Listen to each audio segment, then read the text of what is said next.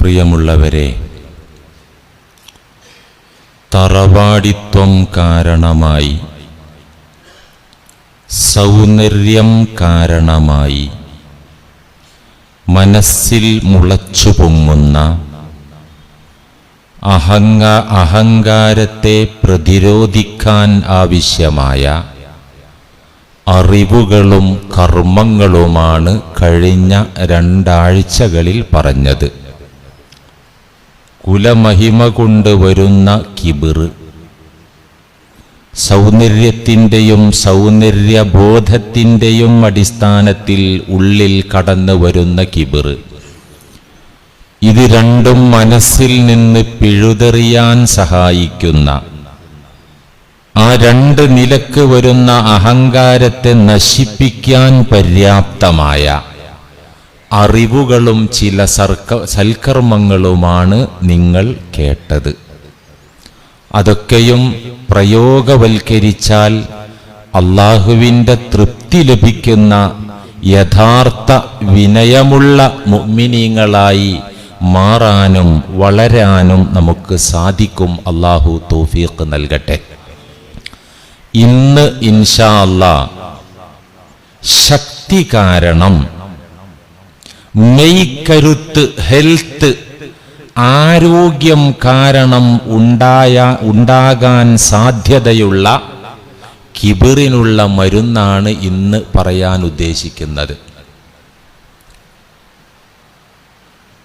നല്ല കരുത്തുള്ള ആരോഗ്യമുള്ള യുവത്വകാലം. ഞാനിപ്പോൾ പവർഫുള്ളാണെന്ന ഒരു തോന്നൽ സ്വാഭാവികമായും യുവാക്കൾക്ക്, ആരോഗ്യമുള്ള യുവാക്കൾക്ക് തോന്നിപ്പോകും. ഒരു ചൊല്ലുണ്ട്, പന പറിച്ച് പല്ലിൽ കുത്തുന്ന കാലമെന്ന്. പന പറിച്ച് പല്ലിൽ കുത്തുക ഒരു ധാരണയാണത്. തനിക്കാരെയും അടിച്ചൊതുക്കാൻ സാധിക്കുമെന്ന ധാരണ ഉള്ളിൽ കേറുന്ന സന്ദർഭം. ഈ ധാരണ ഉള്ളിലുള്ള അതേ സന്ദർഭത്തിൽ അവശരായ, ആരോഗ്യമില്ലാത്ത, ദുർബലരായ പാവങ്ങളെ പുച്ഛിക്കുകയും ചെയ്യും. ആ ഒരു മനോഭാവം. നല്ല ഹെൽത്തിയായ ആള് ബലഹീനനായ, ദുർബലനായ ആളെ പുച്ഛത്തോടെ നോക്കുക. ആ പുച്ഛ മനോഭാവം വാക്കിലൂടെയും നോക്കിലൂടെയും പ്രവൃത്തിയിലൂടെയും പ്രകടമാകുക. അങ്ങനെ കണ്ടല്ലോ, 2 ആളങ്ങനെ വഴക്കടിക്കുകയാണെങ്കിൽ ആ കൂട്ടത്തിൽ ഞാൻ സെറ്റപ്പാന്ന് തോന്നുന്ന ആള് പറയും, എണീറ്റ് നിൽക്കാൻ ജീവല്ല, എന്നിട്ടാണ് ഈ വായിലിട്ട് അലക്കണേ. ഒരു കാറ്റ് വന്നാ നിൽക്കൂല, വീണു, അതാ ജാതി ഇതൊക്കെ പറയല്ലേ. ഈ ഡയലോഗൊക്കെ എവിടുന്ന് ഉത്ഭവിക്കുന്നതാണ്? പുച്ഛത്തിൽ നിന്ന് ഉത്ഭവിക്കുന്നതാണ്. ആരോഗ്യമുള്ളവൻ ആരോഗ്യമില്ലാത്തവനെ പുച്ഛിച്ചാൽ ആ ആരോഗ്യമുള്ള മനുഷ്യൻ അഹങ്കാരിയാണ്, അവൻ മെനകെട്ടവനാണ്. നമ്മുടെ ഭാഷയിൽ അവൻ നാശം പിടിച്ചവനാണെന്ന് മുഹമ്മദുർ റസൂലുള്ളാഹ് സ്വല്ലല്ലാഹു അലൈഹി വസല്ലം. ആര്? കഫാ ബിൽ മർഇ ശർറൻ, ഒരാൾ നാശം ഭവിച്ചവനാകാൻ മതി, നഷ്ടം പിണഞ്ഞവനായി തീരാൻ മതി. എന്ത് മതി? അയ്യഹ്ഖിറ അഖാ, തന്റെ സഹോദരനെ നിന്ദിക്കുക, പുച്ഛിക്കുക. സാമ്പത്തികമായി ഇല്ലാത്തതിന്റെ പേരിൽ പുച്ഛിച്ചാലും, സ്ഥാനമാനങ്ങളില്ലാത്തതിന്റെ പേരിൽ പുച്ഛിച്ചാലും, ആരോഗ്യവും കരുത്തും ഇല്ലാത്തതിന്റെ പേരിൽ പുച്ഛിച്ചാലും, ഈ പുച്ഛിക്കുന്ന വ്യക്തി ശർറ് പിടിച്ചവനാണ്, നാശം പിടിച്ചവനാണെന്ന് മുഹമ്മദുർ റസൂലുള്ളാഹി. ആരോഗ്യം, കരുത്ത് കാരണം ധിക്കാരം കാണിച്ചതിന്റെ പേരിൽ ഭൂമുഖത്ത് നിന്ന് തുടച്ചു നീക്കപ്പെട്ട ഒരു വർഗത്തിന്റെ ചരിത്രം പറയുന്നുണ്ട് അല്ലാഹു ഖുർആനിലൂടെ. എന്ത്? ആരോഗ്യം കാരണം, ഗർവ് നടിച്ച കാരണം ആ ടീമിനെ ഭൂമിയിൽ നിന്ന് തന്നെ അല്ലാഹു അങ്ങ് തുടച്ചു നീക്കി. അവരുടെ പതനത്തിന്റെ, അവരെ നശിപ്പിച്ച ചരിത്രം അത് ഒരിടത്തല്ല, പല സൂറകളില്. കഴിഞ്ഞ ഞായറാഴ്ച ചെറിയ സൂറകളൊക്കെ ക്ലാസ് എടുക്കുന്ന സമയത്ത് കേറി വന്നു ഈ സബ്ജക്റ്റ്. സൂറത്തുൽ ഫജ്റിൽ അത് ആദ് ഗോത്രമാണ്, ആദ് സമൂഹമാണ്. സയ്യിദുനാ ഹൂദ് നബി അലൈഹിസ്സലാമിന്റെ ജനത, അവർ ലോകം കണ്ട വലിയ കരുത്തന്മാരായിരുന്നു, നല്ല ഹെൽത്തി ആയിരുന്നു, വമ്പൻ സ്റ്റാമിനയുള്ള ആളുകളായിരുന്നു. നമ്മെ പോലെയല്ല. അവരുടെ കൂട്ടത്തിലെ അത്തുവല്, ഹൈറ്റ് കൂടിയ ആള് എത്രയായിരുന്നു? 100 മുഴമായിരുന്നു എന്നാണ്. 100 മുഴം എന്ന് പറഞ്ഞാല് അടിക്കണക്കിൽ 150 അടി ഉണ്ടാവും. അവരുടെ കൂട്ടത്തിലെ ഖസീറായ ഹൈറ്റ് കുറഞ്ഞ ആളുകളുടെ ഉയരം 60 മുഴമായിരുന്നു. എന്ന് വെച്ചാൽ 90 അടി. നമ്മളൊക്കെ ഒരു 5 അടി, 5.2, 5.4, കൂടിയാൽ 6. അവിടെ തന്നെ വിട്ടാ ഗിന്നസ് ബുക്കിലൊക്കെ കയറും. ഇതാണ് ഇപ്പൊ നമ്മുടെ ഹൈറ്റ്. നിങ്ങൾ ആലോചിച്ച് നോക്കൂ. നബി സല്ലല്ലാഹു അലൈഹി വസല്ലമ തങ്ങൾ പറയുന്നുണ്ട്, വലിയ ഭീമൻ പാറക്കല്ലുകളെ അവരിൽപ്പെട്ട ഒരാള് കൈകൊണ്ട് പൊക്കിയെടുക്കും. ഒരാളെ ഉപദ്രവിക്കാൻ കത്തിയും കൊണ്ട് പോലല്ല, ഒരു കബീലയെ ഉപദ്രവിക്കാൻ ഈ പാറ അങ്ങോട്ട് പൊക്കിയിട്ട് ആ കബീലയിൽ ചെന്ന് വീടുകളുടെ മേലെ ഉരുട്ടി വിടുമായിരുന്നു ശിക്ഷിക്കാൻ വേണ്ടി. ഹദീസിൽ കാണാം. ഇമ്മാതിരി കരുത്തുള്ള ആളുകള്. അവർ സത്യത്തെ നിരാകരിച്ചു. അവരിലേക്ക് നിയുക്തരായ പ്രവാചകനെ അവഗണിച്ച് തള്ളി. അവരുടെ മെയ്ക്കരുത്തിന്റെ കാര്യത്തിൽ അവർ അഹന്ത നടിച്ചു. അക്കാര്യം ഖുർആൻ പറയുന്നുണ്ട്.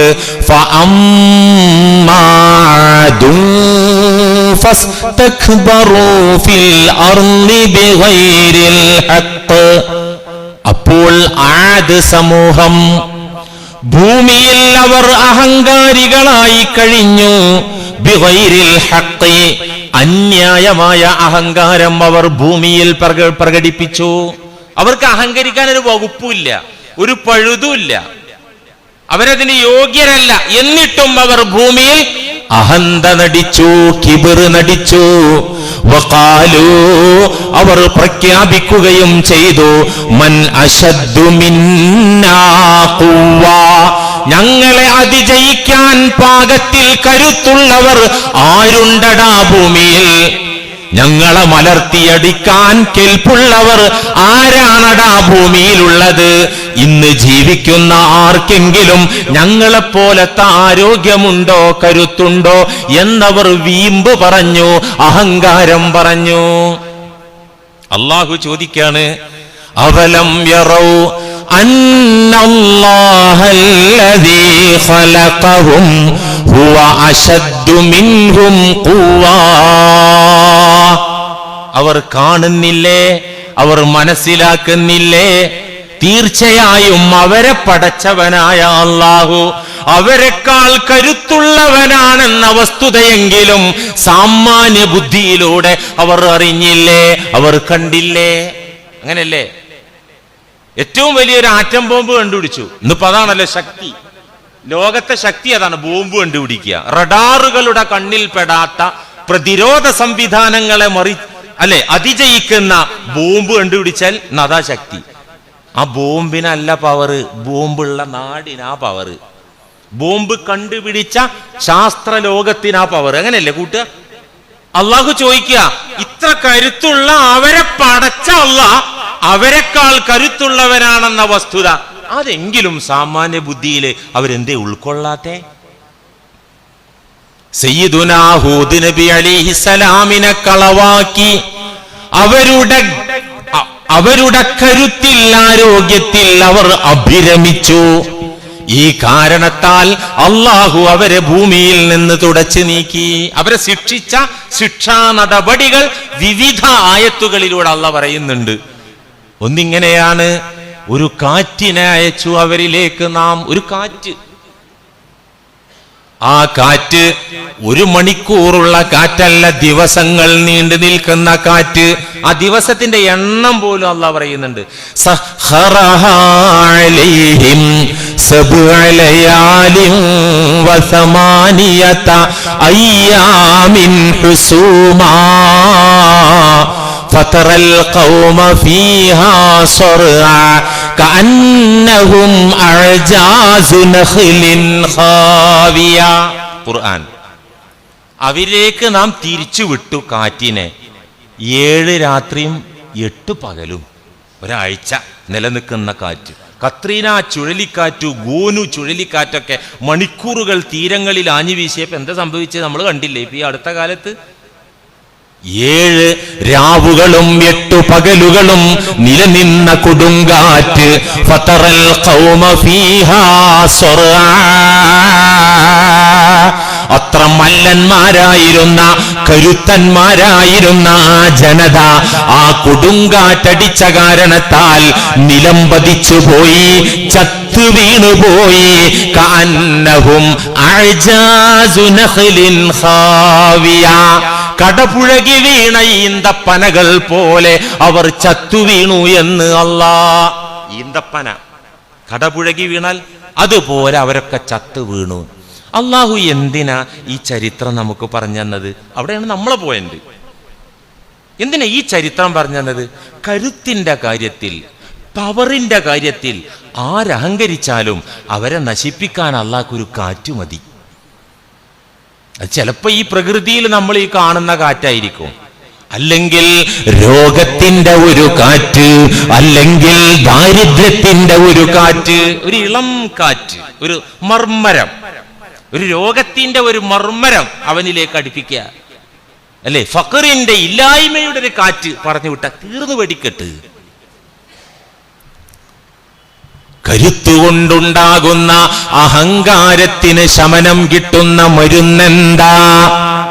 ഇതൊക്കെ യുവാക്കള് പ്രത്യേകിച്ച് കേൾക്കണം. കുറച്ചൊക്കെ വയസ്സായ പിന്നെ ആ തോന്നല് എന്നാലും ഉണ്ടാവും കേട്ടോ. വയസ്സായാലും എന്താ പഴയ എഞ്ചിനാന്നുള്ളൊരു തോന്നല് കാക്കാമാർക്ക് ആരും സമ്മതിച്ചു കൊടുക്കൂലല്ലോ. അവന്റെ പോരായ്മ, കുറവ് അത് സമ്മതിക്കാൻ ബുദ്ധിമുട്ടാ. ഇല്ലാത്തത് ഉണ്ടാക്കാനാണ് ആരും ശ്രമിക്കുള്ളൂ. കരുത്ത് കാരണം അഹങ്കാരം തോന്നുന്നുണ്ടെങ്കിൽ അത് സുഖപ്പെടുത്താനുള്ള മരുന്നെന്താ? അതൊരു അറിവാണ്. ഏതറിവ്?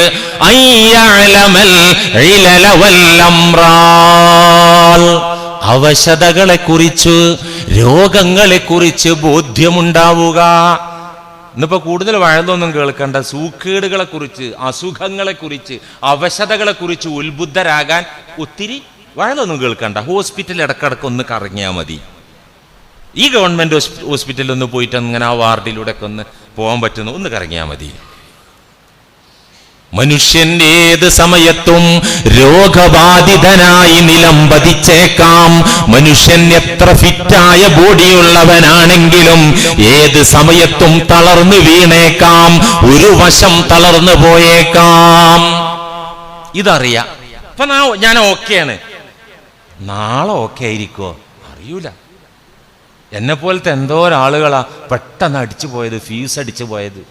ഈ അറിവ് ഇത് കുറെ കിതാബോധി കിട്ടുന്ന അറിവല്ല, ഇതൊക്കെ ഒരു കോമൺ സെൻസിലൂടെ കിട്ടുന്ന അറിവാണ്. ഉണ്ട് ആ അറിവ്. എന്തിനധികം ഇപ്പൊ ബോഡി ആകെ കംപ്ലൈന്റ്, അതൊന്നും വേണ്ട. ഇമാം ഗസാലി റഹിമഹുല്ലാഹ് പറയുന്നുണ്ട് ഇഹ്യയിൽ, ലൗ തവജ്ജഅ അർഖുൻ വാഹിദുൻ ഫീ യദിഹി, അവന്റെ ശരീരത്തിലെ പ്രധാന അവയവമായ കയ്യ്, പ്രധാന അവയവം അപ്രധാനൊന്നുമില്ല കേട്ടോ, ഒക്കെ പ്രധാന. ഒരു വിരലാണ് പണി മുടക്കിയാൽ, കൈ മൊത്തം വേണ്ട, ഒരു വിരലാണ് ഡാമേജ് ആയാൽ ചോറിന്നാൻ സുഖം ഉണ്ടാവുമോ? കുളിക്കാൻ സുഖം ഉണ്ടാവുമോ? ഒരു വിരല് ഒന്നും എല്ലാം പ്രധാനാണ്. പറഞ്ഞപ്പോ പറഞ്ഞു പോയതാ. നമ്മുടെ ശരീരത്തിലെ കൈ എന്ന അവയവമുണ്ടല്ലോ, ആ അവയവത്തിലെ ഒരു ഞരമ്പ് ഡാമേജ് ആയാൽ, ലൗ തവജ്ജഅ അർഖുൻ വാഹിദുൻ, ഒറ്റ ഞരമ്പ്. എത്ര ഞരമ്പുണ്ട് ഒരു കയ്യില്? എത്ര ഉണ്ട്? വെയിനുകൾ എത്ര ഉണ്ട്? നമ്മളെ കയ്യിൽ നിന്ന് ബ്രെയിനിലേക്ക്, തലച്ചോറിലേക്ക് പോകുന്ന ഞരമ്പുകൾ 3 തരാൻ. 3 എണ്ണല്ല, 3 ഡിപ്പാർട്ട്മെന്റാ, 3 വകുപ്പാ. Radial nerve, median nerve, ulnar nerve. ഈ 3 തരം ഞരമ്പുകള് ആയിരങ്ങൾ ലക്ഷങ്ങളുണ്ട് ഒരു കയ്യില്.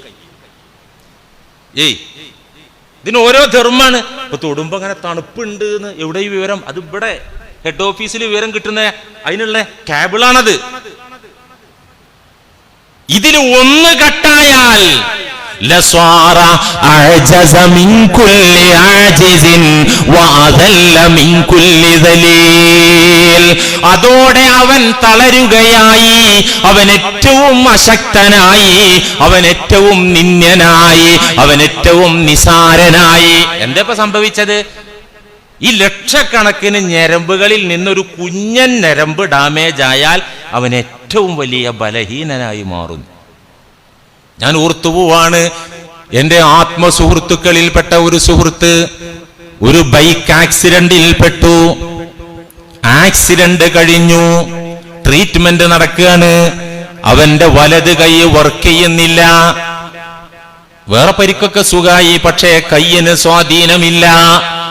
സ്കാനിങ്ങിൽ നിന്ന് വ്യക്തമായത് നേരത്തെ പറഞ്ഞ 3 തരം ഞരമ്പുകളിൽ നിന്ന്, അൾനാർ ഞരമ്പുകളിൽ നിന്ന് ചിലത് പൊട്ടിപ്പോയി. അത് വലിയ കയറൊന്നല്ല കേട്ടോ, ഒരു നൂല് കനത്തിലുള്ള ഞരമ്പാത്രേ. എന്നിട്ട് അതൊന്ന് റെഡിയാക്കാൻ വേണ്ടി കോഴിക്കോട് ബേബി മെമ്മോറിയൽ ഹോസ്പിറ്റലിൽ നിന്ന് സർജറി ചെയ്തിട്ട് സക്സസ് ആയില്ല. വെല്ലൂര് CMC-യിൽ കൊണ്ടുപോയി പല തവണ സർജറി നടത്തി, ഫിസിയോതെറാപ്പി നടത്തി നോക്കി. ഇന്നും ആ സഹോദരൻ തന്റെ കൈ ബാഗിലിട്ടാണ് ജീവിക്കുന്നത്. ബാഗിലിട്ടില്ലെങ്കിൽ എന്താ അവസ്ഥ? അയാൾ അങ്ങനെ അങ്ങോട്ടും ഇങ്ങോട്ടും ആവശ്യമില്ലാത്തടത്തേക്ക് കുനിഞ്ഞ അതിങ്ങനെ ഒട്ടും സ്വാധീനമല്ല. എന്താ പറ്റിയത്? എല്ലൊടിഞ്ഞിട്ടില്ലാന്നേ. ഈ 3 തരം ഞരമ്പുകളിൽപ്പെട്ട ആയിരക്കണക്കിന് ഞരമ്പുകളെ കൂട്ടത്തിൽപ്പെട്ട അൾനാർ ഞരമ്പ് എന്ന് പറഞ്ഞ ഞരമ്പ് കട്ടായി. ആ കയ്യിന്റെ സ്വാധീനമാണ് പോയി. എങ്ങനെ പ്രിയമുള്ളവരെ മസിൽ പവറിന്റെ പേരിൽ നമ്മൾ അഹങ്കരിക്കും? ആരോഗ്യത്തിന്റെ കരുത്തിന്റെ പേരിൽ നമുക്ക് അഹങ്കരിക്കാൻ എന്താ വകുപ്പുള്ളത്? ഇതെല്ലാ ഞരമ്പും പ്രധാനപ്പെട്ടതാണ്. എൻ്റെ നാട്ടില് ഒരു ചെറുപ്പക്കാരൻ ഉണ്ടായിരുന്നു. അവൻ മരിച്ചുപോയി, അള്ളാഹു പുറത്തു കൊടുക്കട്ടെ. ചെറുപ്പക്കാരൻ പയ്യൻ, 10-18 വയസ്സുള്ള കൗമാരപ്രായക്കാരൻ. പഠിക്കാനൊക്കെ പിന്നിലാണെങ്കിലും നല്ല തൊഴിലാളിയായിരുന്നു അവൻ. മണല് വാര, കടലുണ്ടിപ്പുഴയിൽ മണല് വാരലായിരുന്നു. പഞ്ചായത്തിൽ നിന്ന് കിട്ടുന്ന പാസിന്റെ അടിസ്ഥാനത്തിൽ അന്നൊക്കെ മണല് വരാമായിരുന്നു. അതായിരുന്നു അവന്റെ തൊഴില്. വൃദ്ധരായ മാതാപിതാക്കൾ, ഒരു പെങ്ങള് മാത്രം വീട്ടില്. അവനാണ് അധ്വാനിക്കാറ്. ഏജ് ഓവറായി കല്യാണം കഴിച്ചത് അവന്റെ വാപ്പ, അതുകൊണ്ട് നല്ല വൃദ്ധനാണെന്ന്. ഇവൻ തൊഴിൽ ചെയ്താണ് വീട്ടില് പട്ടിണി മാറ്റുന്നത്. ഒരു ദിവസം മണലെടുക്കലെല്ലാം കഴിഞ്ഞ് കുളിക്കാൻ വേണ്ടി പുഴയിലേക്ക് അവൻ ചാടി. കൂടെയുള്ള ആളുകൾ ശ്രദ്ധിച്ചപ്പോൾ അവൻ പൊങ്ങി വരുന്നില്ല. മുങ്ങലും അല്ലേ, നീന്തലൊക്കെ ഉണ്ടാവുമല്ലോ പുഴയിൽ, നിങ്ങൾക്ക് അറിയാലോ, ഇപ്പോൾ പറഞ്ഞു തരണ്ടല്ലോ. അവൻ പൊങ്ങി വരുന്നില്ല. സഹതൊഴിലാളികൾ മുങ്ങി നോക്കി, അടിത്തട്ടിൽ അവൻ കിടക്കുന്നുണ്ട്. എന്തോ പാറയിലിടിച്ചതോ എന്തോ സംഭവിച്ചിട്ടുണ്ട്. ആളെ പൊക്കി, പൾസ് ഉണ്ട്, വേറെ ഒന്നുമില്ല. പെട്ടെന്ന് ഹോസ്പിറ്റലിലേക്ക് കൊണ്ടുപോയി. അവിടെ നിന്ന് ടെസ്റ്റൊക്കെ നടത്തിയിട്ട് ഡോക്ടർ പറഞ്ഞത് ഒരു 10 മിനിറ്റും കൂടി കഴിഞ്ഞിട്ട് എടുക്കുകയായിരുന്നു നന്നായിരുന്നത്. നിങ്ങളിപ്പോ എടുത്തു കൊണ്ടുവന്ന സ്ഥിതിക്ക് ട്രീറ്റ് ചെയ്യണല്ലോ. എന്താ പ്രശ്നം? നട്ടെല്ലിലൂടെ ഓടുന്ന സ്പൈനൽ കോഡ് കട്ടായിട്ടുണ്ട്. എന്ന് വെച്ചാൽ ഇനി ആൾക്ക് കഴുത്തിന് താഴെ ജീവൻ ഉണ്ടാവില്ല. ആള് ജീവിക്കും ചെയ്യും, കഴുത്തിന് താഴെ ഒരു ചലനവും കിട്ടൂല. സ്പൈനൽ കോഡ് ഡിസ്കണക്റ്റ് ആയി. സുബ്ഹാനല്ലാഹ്. 10-15 കൊല്ലത്തിലധികം കാലം അഷ്റഫ് എന്നാണ് അവന്റെ പേര്. അവൻ ജീവിച്ചു സഹോദരന്മാരെ. അവന്റെ വൃദ്ധയായ ഉമ്മ വായിലേക്ക് വെച്ചു കൊടുക്കുന്ന ഭക്ഷണം അവൻ ചവച്ചിറക്കി. അവന് മലവിസർജനം നടത്തിയാൽ പൊന്നുമ്മ വന്നിട്ട് കാലുകൾ അകത്തി വെച്ചിട്ട് ഒരു സ്പൂൺ എടുത്ത് തോണ്ടിയെടുക്കുന്ന പതിവായിരുന്നു. പലപ്പോഴും അഷ്റഫിനെ കാണാൻ അന്നൊക്കെ ഞാൻ പോയിട്ടുണ്ടായിരുന്നു. എന്നോട് പറഞ്ഞത്, എനിക്ക് എന്നെ മരിപ്പിക്കാൻ ദുആ ചെയ്യണേ. കണ്ണുകൾ നിറഞ്ഞിട്ട്. ബോധത്തിനൊരു കുഴപ്പമില്ല, സംസാരിക്കാനും കുഴപ്പമില്ല, കഴുത്തിന് താഴെ അനങ്ങൂല. ഒരൊറ്റ കേബിള് കട്ടായതാണ് പ്രിയമുള്ളവരെ. ഇങ്ങനത്തെ നമുക്ക്, ഇതിപ്പോ അവർക്കല്ലേ, പുഴയെ ചാടിയിട്ടല്ലേ, ബൈക്ക് ആക്സിഡന്റ് ആയിട്ടല്ലേ, എനിക്കും നിങ്ങൾക്കും ഇതൊക്കെ വരാൻ. തീവണ്ടി കുത്തണമെന്നില്ല, കാട്ടാനയുടെ കുത്തേൽക്കണമെന്നില്ല, ഈ ജുമുഅ നിസ്കാരം കഴിഞ്ഞു പോകുമ്പോ ആ സ്റ്റെപ്പിൽ വെച്ച് കാലൊന്ന് തെന്നിപ്പോയാൽ മതി, കാലൊന്ന് വഴുതി വീണാൽ, നടുകുത്തി വീണാൽ മതി. ഇതൊക്കെ കട്ടായി പോകാൻ മുഅ്മിനീങ്ങളെ എവിടെ നമുക്ക് അഹങ്കരിക്കാൻ വകുപ്പുള്ളത്? എന്ത് കരുത്താണ് വാസ്തവത്തിൽ നമുക്കുള്ളത്? നിസാരമായ ഒരു ഈച്ചയെ, ഒരു കൊതുകിനെ പോലും പ്രതിരോധിക്കാൻ മനുഷ്യനാകുന്നുണ്ടോ? ഉണ്ടോ? ഒരു കൊതുകിന്റെ ഒരു കുത്തേറ്റാൽ ചിലപ്പോൾ നമ്മൾ മാരക രോഗം പിടിപെട്ടവരാവും. ഒരു കൊതുകിന്റെ ഒരു കുത്ത്, മലേറിയ, ചിക്കുൻഗുനിയ, ഡെങ്കിപ്പനി പോലത്തെ രോഗങ്ങൾ സപ്ലൈ ചെയ്യുന്നത് നിസാരക്കാരനായ കൊതുകല്ലേ? അല്ലേ? ആ കൊതുകിൽ ചിന്തിച്ചാൽ കിബിർ നമുക്ക് വരൂല. ഈയിടെ ഒരു മുസ്ലിം പണ്ഡിതനും യുക്തിവാദിയായ മൈത്രേയനും തമ്മിലൊരു ഡിബേറ്റ് നടന്നു.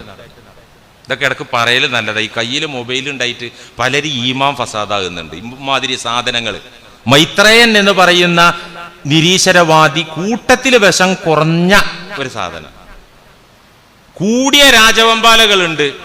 ആരിഫ് ഹുസൈൻ, അതിന് ഹാർപ്പിക്ക് എന്നൊക്കെയാണ് ഇപ്പൊ പേരിട്ടിട്ടുള്ളത് പലരും. ആരിഫ് ഹുസൈന്, ലിയാഖത്ത് അലി, ജബ്ബാർ മാഷ്, വീര്യം കൂടിയ രാജവെമ്പാലകൾ. ഇതൊരു ചെറിയ അണലിയാണ്. ആര്? ഈ മൈത്രേയൻ. വെറും നീർക്കോലി ഇട്ടിട്ട് പെട്ടത് MN കാരശ്ശേരി. വിഷം വളരെ കുറവാണ്. നല്ല മനുഷ്യനാണ് അദ്ദേഹം. അത്ര കുഴപ്പക്കാരനല്ല, നല്ലൊരു മനുഷ്യനാണ്. പക്ഷെ ഇന്നലെ മാതൃഭൂമി ചാനലിനോട് നടത്തിയ അഭിമുഖത്തിൽ അദ്ദേഹം പറഞ്ഞത് ശുദ്ധ മണ്ടത്തര. ദൈവവിശ്വാസത്തെ കുറിച്ച് പാനലിസ്റ്റ് ഈ ചാനലിന്റെ ആള് ചോദിച്ചപ്പോ അദ്ദേഹം എന്താ പറഞ്ഞത്? ദൈവവിശ്വാസത്തെ കുറിച്ച് പറഞ്ഞാലേ ഞാനത് മൈൻഡ് ചെയ്യലില്ല, എനിക്കത് അറിയില്ല, അതുകൊണ്ട് ഞാനത് മൈൻഡ് ചെയ്യലില്ല. പിന്നെ എന്റെ കാഴ്ചപ്പാടിൽ ദൈവം ഇല്ലാതിരിക്കലാണ് അങ്ങേർക്ക് നല്ലത്. ദൈവത്തിനെ കൊണ്ട് എനിക്കൊരു കാര്യമില്ല, എന്നെ കൊണ്ട് ദൈവത്തിനും കാര്യമില്ല. രണ്ടാമത് പറഞ്ഞ സെന്റൻസ് ഒക്കെയാണ്. അത് അയാള് നല്ല, ആർക്കും ദൈവത്തിന് ആവശ്യമൊന്നുമില്ല. ആദ്യം പറഞ്ഞ സ്റ്റേറ്റ്മെന്റ് ഉണ്ടല്ലോ, ദൈവത്തിനെ കൊണ്ട് എനിക്കൊരു കാര്യമില്ല, അയാളപ്പോ ശ്വാസം വിടുന്നത് ആ ദൈവത്തെ കൊണ്ടാണ്. അതെന്താവട്ടെ, അദ്ദേഹം കുഴപ്പം കുറഞ്ഞ ആളാ, നീർക്കോലി ആവേശമില്ല. ഈ മൈത്രേയൻ ഒരു പണ്ഡിതനായിട്ടുള്ള ഡിബേറ്റിൽ മൈത്രേയൻ ചോദിക്കുന്ന ഒരു ചോദ്യം എന്താ അറിയോ പണ്ഡിതനോട്? കൊതുകിനെ പടച്ച ദൈവം മണ്ടനാണ് എന്നാ. ഭയങ്കരം. കൊതുകിനെ, ഈ മനുഷ്യനെ ശല്യം ചെയ്യാൻ ഈ കൊതുകിനെ പടച്ചു വിട്ട ദൈവം ബുദ്ധിശൂന്യനാണ് എന്നാണ് അദ്ദേഹത്തിന്റെ കാഴ്ചപ്പാട്. ആ പണ്ഡിതൻ കൊടുത്ത മറുപടി എന്താണ്? ആ അങ്ങയുടെ കാഴ്ചപ്പാട്, ഇസ്ലാമിക കാഴ്ചപ്പാടില് മനുഷ്യന്റെ അഹങ്കാരത്തിന്റെ കൊമ്പൊടിക്കാൻ വേണ്ടി പറഞ്ഞുവിട്ട സൈന്യക്കൂട്ടത്തിലെ ഒരു കൊച്ചു പ്രാണിയാണ് കൊതുക്. അഹങ്കാരം, നമ്മുടെ അഹങ്കാരം മാറ്റാൻ വേണ്ടി അള്ള പടച്ചുവിട്ട ഒരു സാധനമാണ്. ശരി, അതാണ് ശരി. പ്രിയപ്പെട്ടവരെ, ഒരു മൂട്ട അല്ലെങ്കിൽ ഒരു വണ്ട് അല്ലെങ്കിൽ ഒരു ഉറുമ്പ് ചെവിയിൽ കയറിയാല് ആള് പ്രധാനമന്ത്രിയാകുന്ന കാര്യമുണ്ടോ? അവിടെ ഇരിക്കാൻ കഴിയും അയാൾക്ക്? ഒരു സുഹൃത്തിനോട് പറഞ്ഞിട്ടുണ്ട്, രാത്രി ഉറങ്ങുമ്പോൾ ഒരു വണ്ടിൻ കുഞ്ഞ് ചെവിയിൽ കയറിയിട്ടുള്ള അനുഭവം പറയുമ്പോഴും അദ്ദേഹം വറക്കുകയാണ്. വണ്ടങ്ങോട്ട് കയറിയിട്ട് കർണപുടങ്ങളിൽ പോയി മാന്താൻ തുടങ്ങി. ഇയാൾ കിടന്ന് പിരിയാണ്. ഓടി ഹോസ്പിറ്റലിലേക്ക് ഓടി. അത് ഡോക്ടർമാര് ENT സ്പെഷ്യലിസ്റ്റിനെ കൊണ്ട് അത് വലിച്ചെടുക്കുവോളൂ. ഈ മനുഷ്യന്റെ അവസ്ഥ. ലോകം കണ്ട പവർ കൊണ്ട് അഹന്ത നടിച്ച ചക്രവർത്തിയാണ് നമ്രൂദ്. ഈ നമ്രൂദിനെ തകർക്കാൻ അള്ളാ എന്താ ചെയ്തത്? ബഅസല്ലാഹു അലൈഹി ബഊലത്തൻ ഫദഖലത് ഫീ മൻഖരിഹി. ഒരു കൊതുകിനെ അള്ളാ, രാസായുധൊന്നുമില്ല, ബെഞ്ചമിൻ നെതന്യാഹു ഇസ്രായേലൊന്നുമില്ല, ഈ വലിയ അഹങ്കാരിയെ തകർക്കാൻ ബഅസല്ലാഹു അലൈഹി, അള്ളാഹു അയാളിലേക്ക് അയച്ചു ബഊലത്തൻ, ഒരു കുഞ്ഞൻ കൊതുകിനെ.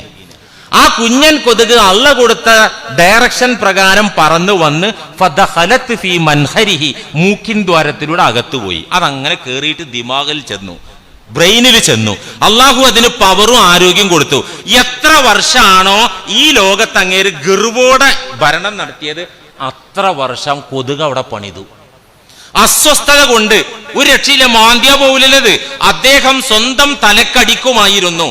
അദ്ദേഹത്തോട് സ്നേഹവും കൃപയുമുള്ള ആളുകളോട് മുന്നിൽ ചെന്ന് പറയും, ഒന്ന് അടിച്ചു തരൂ തലയിൽ, അസ്വസ്ഥത മാറാൻ എന്ന് പറഞ്ഞ് അവരെ കൊണ്ട് അടിപ്പിക്കുമായിരുന്നു. അവസാനം കാലാവധി ഒത്തുവന്നപ്പം അഹങ്കാരം എത്രയാണോ അധികാര കസേരയിൽ ഇരുന്ന് അഹങ്കരിച്ചത്, അത്ര വർഷവും ദിവസവും സമയമായപ്പോ ആ കാരണത്താൽ ആ മനുഷ്യൻ ചത്തു വീണു. തഫ്സീറിൽ അതാ ആ നമ്രൂദിന്റെ പതനത്തെ കുറിച്ച്. പ്രിയമുള്ള മുഅ്മിനീങ്ങളെ, നമ്മൾ ചിന്തിക്കുക, എന്തിനാ ഇപ്പൊ കൊതുകീച്ച ഒരു മുള്ള് പോലെ ഒരു മുള്ള്.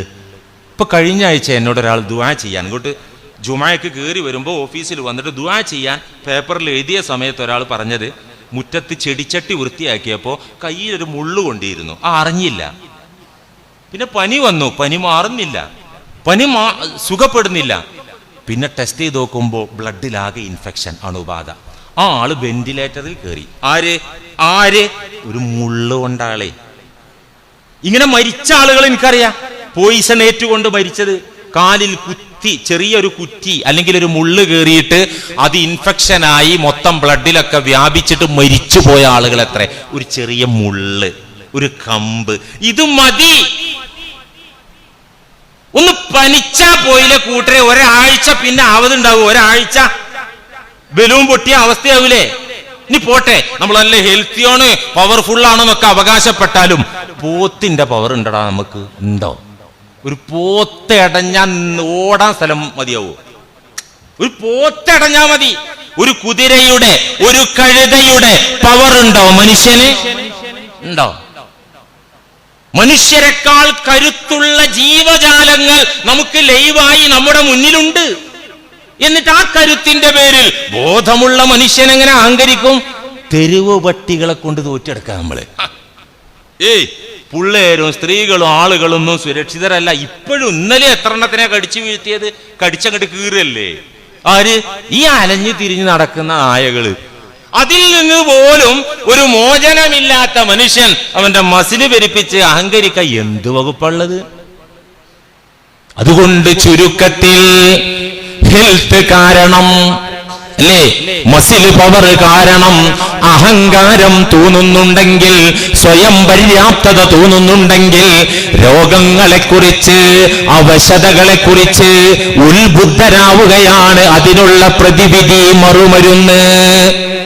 അല്ലാഹു സുബ്ഹാനഹു വ തആല വാസ്തവങ്ങൾ ഉൾക്കൊണ്ട് വിനയത്തോടെ അല്ലാഹുവിനെ അനുസരിച്ച് ജീവിക്കാൻ നമുക്കൊക്കെയും തൗഫീഖ് നൽകട്ടെ.